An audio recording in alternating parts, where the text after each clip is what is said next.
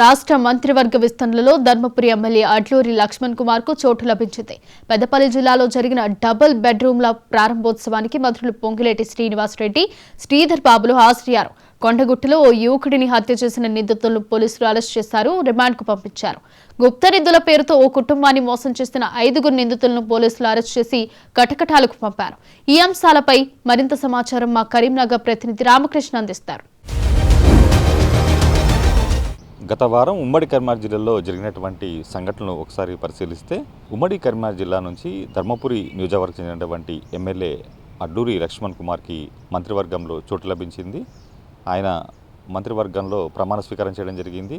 మొత్తంగా కొద్ది రోజుల నుంచి ఉత్కంఠ రేపుతున్నటువంటి మంత్రివర్గంలో ఎవరికి చోటు అనే అంశంపై ఎట్టకేలకు తెరపడైంది. కరీంనగర్ జిల్లా నుంచి ఏదైతే ఎస్సీ సామాజిక వర్గం నుంచి ధర్మపురి ఎమ్మెల్యే అడ్లూరి లక్ష్మణ్ కుమార్, అదే మానకొండూరు ఎమ్మెల్యే కవంపల్లి సత్యనారాయణలు ఇద్దరు కూడా పోటీ పడ్డారు.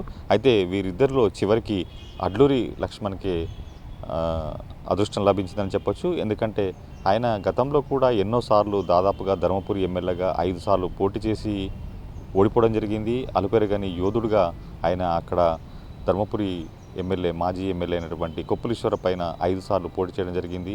మరోవైపు ఈ ఆయన ధర్మపురి ఎమ్మెల్యే కొప్పుల ఈశ్వర్పై కూడా కోర్టుకు వెళ్ళడం జరిగింది.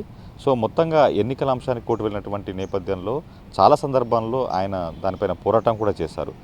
అదే కాకుండా మొన్న జరిగినటువంటి ఎన్నికల్లో ఆయన ఘన మెజార్టీ సాధించారు. మొత్తంగా ఈసారి ఆయన ఎమ్మెల్యే కావటం అనతి కాలంలోనే ప్రభుత్వ విప్గా పదవి లభించింది. ఆ తర్వాత దాదాపు 1 సంవత్సరంన్నర కాలంలోనే ఇటు మంత్రి పదవి కూడా ఆయనకు లభించినట్లయింది. సో మొత్తంగా అడ్లూరి లక్ష్మణ్ కుమార్ మంత్రి పదవి లభించిన తర్వాత అక్కడ ప్రమాణ స్వీకారం తర్వాత మరుసటి రోజు ఆయన నియోజకవర్గానికి రావడం జరిగింది. అక్కడ నియోజకవర్గంలో పెద్ద ఎత్తున కాంగ్రెస్ కార్యకర్తలు, నేతలు, అదేవిధంగా ఆయన అభిమానులు కూడా ఘనస్వాగతం పలికారు. జగిత్యాల్లో కూడా ఆయనకు ఘనస్వాగతం లభించింది. ఏదైతే ఎమ్మెల్యే సంజయ్ కుమార్, అదేవిధంగా మాజీ ఎమ్మెల్సీ జీవన్ రెడ్లు 2 వర్గాలుగా చీలిపోయి అక్కడ ఆయనకు స్వాగత కార్యక్రమాలు నిర్వహించారు. అదేవిధంగా సన్మాన కార్యక్రమాలు నిర్వహించారు.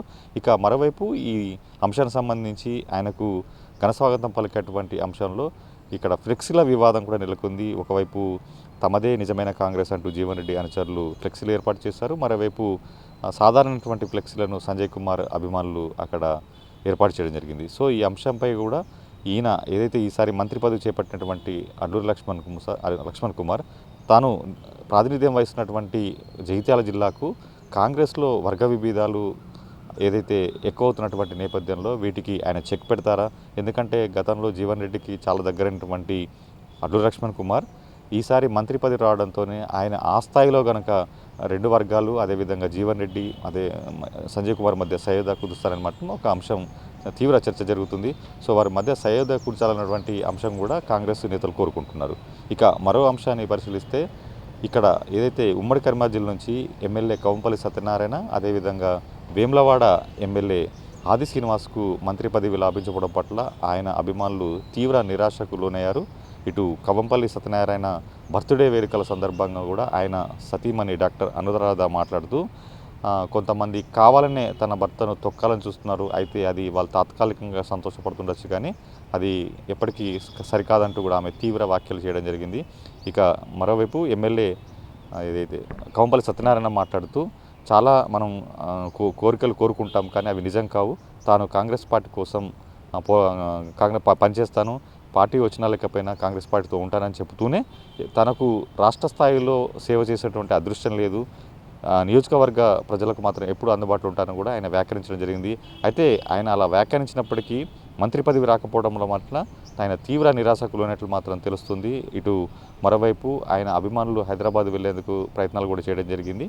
ఇక మరోవైపు ఏదైతే వేములవాడ ఎమ్మెల్యే ఆది శ్రీనివాస్, ఆయన అనుచరులు, అదేవిధంగా కార్యకర్తలు కూడా పెద్ద ఎత్తున ఇప్పటికే అక్కడ అటు ప్రెస్ మీట్లు పెట్టి తమ నిరసన వ్యక్తం చేస్తున్నారు.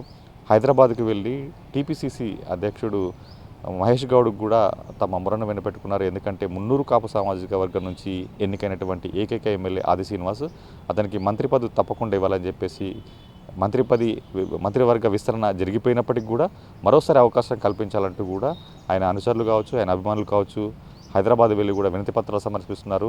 ఈ పరంపర ఇంకా కొనసాగుతున్నది. వరుసగా ప్రెస్ మీట్లు పెట్టి ఆయనకు మద్దతు పలుకుతున్నారు. మరోవైపు హైదరాబాద్కు వెళ్ళేటువంటి మద్దతుదారుల సంఖ్య మాత్రం రోజు రోజుకు పెరుగుతూనే. ఇక పెద్దపల్లి జిల్లాలో డబుల్ బెడ్రూమ్ల ఇండ్ల నిర్మాణం పూర్తయింది. వాటి గృహప్రవేశాలు కూడా జరిగాయి. ఈ కార్యక్రమానికి రాష్ట్ర మంత్రులు పొంగులేటి శ్రీనివాసరెడ్డి, దుద్దిల శ్రీధర్బాబులు హాజరయ్యారు. ముఖ్య అతిథులుగా పాల్గొని వాటిని ప్రారంభించారు. ఏదైతే పెద్దపల్లి ఎమ్మెల్యే విజయనగరంరావు ఆధ్వర్యంలో నిర్మించినటువంటి ఈ ఇండ్ల నిర్మాణం పూర్తి కావడంతో దాదాపుగా అక్కడ చందపల్లిలో 196 గృహాలు, అదేవిధంగా రాంపల్లిలో 208 గృహాల నిర్మాణం పూర్తయింది. అపార్ట్మెంట్ తరహాలో కట్టినటువంటి ఈ డబుల్ బెడ్ల ఇళ్ల నిర్మాణం పూర్తి కావడంతో ఏదైతే చాలా కాలంగా ఎదురు చూసినటువంటి లబ్ధిదారులు గృహప్రవేశం జరిగింది. వాటి ప్రారంభం తర్వాత మంత్రులు మాట్లాడడం జరిగింది. తాము ఏదైతే ఎన్నికల వాగ్దానంలో భాగంచినటువంటి హామీలన్నింటినీ కూడా పూర్తి చేస్తున్నాము, డబుల్ బెడ్రూమ్లన్నీ కూడా ఇస్తామని చెప్పాము. అదేవిధంగా ఇప్పుడు వాటి ఏదైతే పెద్దపల్లి నియోజకవర్గంలో చాలా మటుకు ఇచ్చాము, ఇంకా కొన్ని మిగిలి ఉన్నాయి. అయితే కొంతమంది అర్హులు కూడా డబుల్ బెడ్రూమ్లను అందుకోలేకపోతున్నారు కాబట్టి వీటి సంఖ్య పెంచాలని ఎమ్మెల్యే విజయనగరంరావు సభాముఖ కోరడం జరిగింది. అందుకు సానుకూలంగా స్పందించినటువంటి గృహ నిర్మాణ శాఖ మంత్రి పొంగులేటి శ్రీనివాసరావు తాము వీటి సంఖ్య పెంచేందుకు కూడా కొంత సుముఖత వ్యక్తం చేస్తున్నారు. ఇక మరోవైపు ఆయన పొంగులేటి శ్రీనివాసరెడ్డి గత ప్రభుత్వంపై విరుచుకుపడ్డారు. ఎందుకంటే గత ప్రభుత్వంలో డబుల్ బెడ్రూమ్ల ఇళ్ల నిర్మాణం అసంపూర్తిగా నిలిచిపోయాయి, అసలు ఎక్కడ కూడా వాటిని ఇవ్వలేదు. కానీ తమ ప్రభుత్వం వచ్చినటువంటి సంవత్సర కాలంలోనే రాష్ట్ర వ్యాప్తంగా వీటి అసంపూర్తిగా నిలిచిపోయినటువంటి గృహాలు పూర్తి చేస్తున్నాం. అదేవిధంగా కొత్త వాటికి కూడా శాంక్షన్ ఇస్తున్నాం అని చెప్పేసి చెప్పడం జరిగింది. ఇక ఇదే జిల్లాలో నూతనంగా నిర్మించినటువంటి పోలీస్ స్టేషన్లను కూడా మంత్రులు ప్రారంభించడం జరిగింది. మొత్తంగా రాష్ట్ర మంత్రుల పర్యటనతో ఇటు జిల్లా కాంగ్రెస్ కార్యకర్తల మాత్రం జోష్ నిండింది. ఇక మరోవైపు కొండగట్టులో ఒక దారుణ హత్య చోటు చేసుకుంది. జగిత్యాల జిల్లా కొండగట్టులో మెట్ల మార్గం వెళ్ళే దారిలో అక్కడ ఒక రమణారెడ్డి అనేటువంటి వ్యక్తిని కొంతమంది కిరాతకంగా చంపి పూడ్చిపెట్టడం జరిగింది. అది ఏదైతే ఈ విషయం తెలిసినటువంటి పోలీసులు దాదాపు 4 రోజుల తర్వాత అతని శవాన్ని తీసి పోస్ట్ మార్టం చేయడం జరిగింది. అయితే రమణారెడ్డి గతంలో కొంత ఏదైతే రౌడ్ షీట్ కూడా ఉన్నట్లు తెలుస్తుంది. అతనిపై దాదాపు 27 కేసులు ఉన్నట్లు తెలుస్తుంది. అతని పైన నమోదైన కేసుల అంశంలో ఎవరైతే ప్రత్యర్థులు ఉన్నారో అతనిపై పగబట్టి, అదేవిధంగా ఒక ఫంక్షన్కి వెళ్ళినటువంటి సందర్భంలో వారితో అతనికి గొడవ జరిగింది. ఆ గొడవ కారణంగా అతన్ని బయటకెళ్ళి అతన్ని అక్కడ బండరాయితో కొట్టి చంపి అక్కడ పూడ్చిపెట్టినట్లు ఏదైతే డిఎస్పీ రఘుచందర్ మీడియా సమావేశంలో చెప్పడం జరిగింది. సో ఎవరైతే ఈ హత్యలో పాల్గొన్నారో వీరందరినీ కూడా పోలీసులు రిమాండ్కి తరలించడం జరిగింది.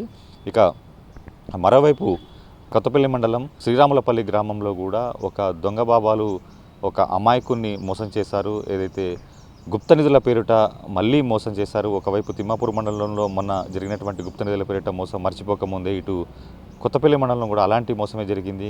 తన తండ్రి ఆరోగ్యం బాగాలేనటువంటి ఒక వ్యక్తిని ఆశ్రయించినటువంటి వ్యక్తికి అతను తమ ఇంట్లో నిధులు ఉన్నాయి, ఆ నిధులు అదేవిధంగా బంగారు కడ్డీలు ఉన్నాయి, దాదాపుగా క్వింటాల్ బంగారు కడ్డీలు ఉన్నాయి. వాటిని కనుక వెలికి తీస్తే కనుక వాళ్ళు ఏదైతే ధనవంతులు అవుతారో అదేవిధంగా మీ తండ్రి ఆరోగ్యం బాగుతుందని చెప్పి కూడా నమ్మబలికినటువంటి స్వామీజీలు అతని మారువేషం వేసి అతను నమ్మించి దాదాపుగా విడతల వారీగా 15 లక్షలు తమ అకౌంట్లో వేయించుకున్నారు.